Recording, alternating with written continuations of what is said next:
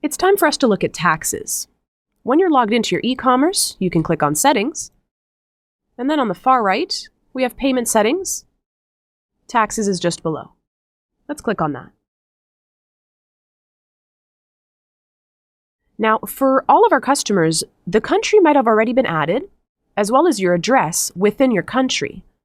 You're going to have to click on Change Country Selection and choose your country. For those of you who are in Canada and will be selling from Canada, you don't have anything else to do if you charge taxes on everything. As you can see here, all the lines are clearly defined in Canada, and you don't have to do anything else. If you do need to charge no taxes on certain products, this is something that we're going to see in a quick minute. Let's go back to taxes. Now, if you're in the United States, this also might have been done for you. You might see United States listed in your countries, which I'm just going to go add.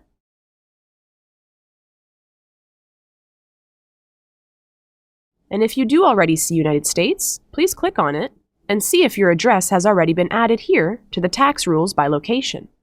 Now, mine is not entered, so I'm going to add a location. Once you've entered in your address, save your changes. And you'll see your tax rule by location is active.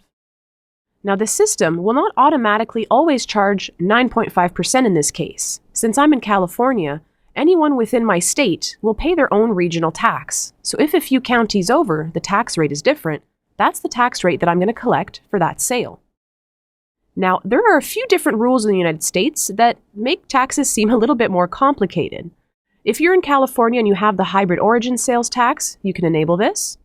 If you're in New York and you sell clothing, then you're going to need to set up a few tax classes and tax overrides. What I'm going to do today is show you how to set up a tax class and a tax override to exempt taxes to be charged on certain products, and it's the same process to set up other tax classes and other tax overrides. So what I'm going to do first here is click on Add a Tax Class. I'm going to give it a name.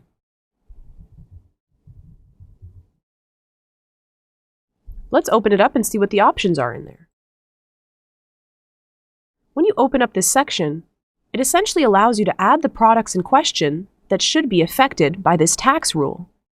You can select by a group of products, turning this button on, all products in the shop, only certain product conditions, and you can use filters. Now, if it's not all the products in your database, you can turn that off.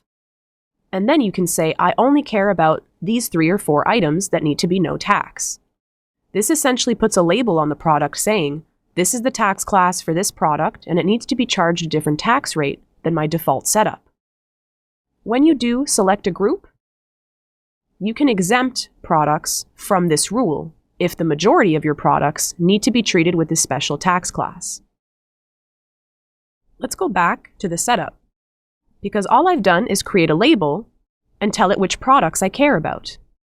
You must then add a tax override and tell the system that that tax class needs to do something else. I'm going to select the tax class in question, no tax, hit Save Changes. Now that I've done that, I can see that it's active. Let's open it up and see what the options are. Now in here, we have a few options that you can use depending on what state you're in. Now in my example here, I'm not setting up the New York clothing tax laws. I just don't want to charge taxes on certain products. So I can do this.